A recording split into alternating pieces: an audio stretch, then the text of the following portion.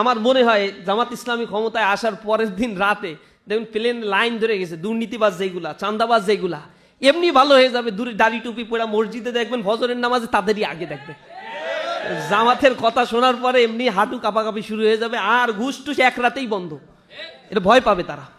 এবং এরপরে তাদেরকে গণপ্রতিরোধের ডাক দিতে হবে যে তুমি ব্যবসা করবা তোমার স্বাধীন বাংলাদেশে, তুমি বাংলাদেশের নাগরিক, সাংবিধানিকভাবে তোমার অধিকার আছে, তুমি বাংলাদেশের নাগরিক হিসেবে ব্যবসা করবা। তোমার কাছ থেকে 1 পয়সা চাঁদাবাজরা যদি নেয়, কমিউনিটি গড়ে তুলে তাদেরকে পিটায় পুলিশের হাতে ধরাই দেবা। দেখবেন জনগণ কারওয়ান বাজারে যেরকম ধোলাই দিছে, পুরো বাংলাদেশে এরকম গণধোলাই কর্মসূচি চলবে, তখন চাঁদাবাজদের বিরুদ্ধে এলাকায় টিকতে পারবে না। তা চাঁদাবাজ মুক্ত বাংলাদেশ একদিনে গড়ে তোলা সম্ভব হবে ইনশাআল্লাহ।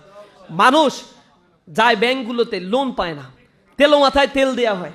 ব্যাংকিং লোনগুলো যারা উদ্যোক্তা হতে চায়, তরুণ উদ্যোক্তাদের ব্যাংকিং লোন বিনা সুদে বিনা শর্তে এখানে ব্যাংকিং লোন দেওয়া হবে। সাথে সাথে সরকারের পক্ষ থেকে কারিগরি প্রশিক্ষণেরও ব্যবস্থা করা হবে। তাহলে ইয়থ এম্পাওয়ারমেন্ট তৈরি হবে।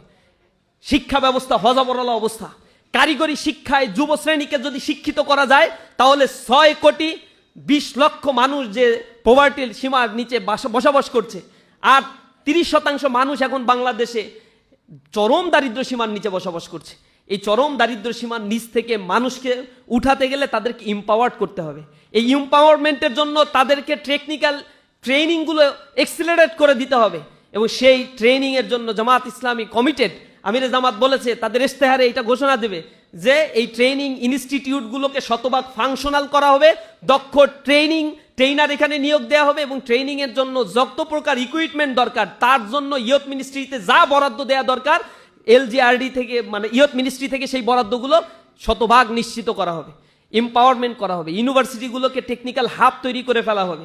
কারিগরি শিক্ষা এবং ল্যাঙ্গুয়েজ শিক্ষা দিয়ে পৃথিবীর বিভিন্ন দেশে যাতে কর্মসংস্থান সৃষ্টি হয়, সে কর্মসংস্থান সৃষ্টির জন্য সরকারি তদারকি থাকবে। বিদেশে যারা যেতে চায় তাদের মধ্যস্বত্বভোগিতার কারণে লক্ষ লক্ষ টাকা অপব্যয় হয়।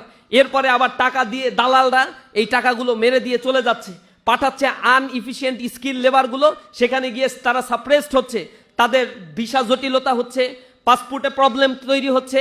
এই সমস্যাগুলো হবে একেবারে অন টু ওয়ান, অনলাইনের মাধ্যমে আবেদন করবে। কোনো মাঝখান থেকে কোনো মধ্যস্বত্বভোগী বা দালাল থাকতে পারবে না। এখান থেকে আবেদন করবে, দক্ষতা বাইরার মাধ্যমে প্রশিক্ষণ নিবে, প্রশিক্ষণ অনুযায়ী দক্ষতা অনুযায়ী এজেন্সিগুলো বিদেশ থেকে আসবে, এসে তারা ক্রাইটেরিয়া অনুযায়ী টেস্ট নেবে, টেস্ট নিয়ে যে কয়জন নেয়ার সে কয়জন নিয়ে চলে যাবে। আমরা তো সরকারকে বলি, জামাত ইসলামী যদি সরকার গঠন করে ইনশাআল্লাহ করবে, তখন এই বিদেশে যে শ্রমিকগুলো যাবে, এই ডায়াসপোরারা আমার অর্থনীতি যেহেতু টিকিয়ে রাখছে, এই ডায়াসপোরাদেরকে সর্বোচ্চ অনার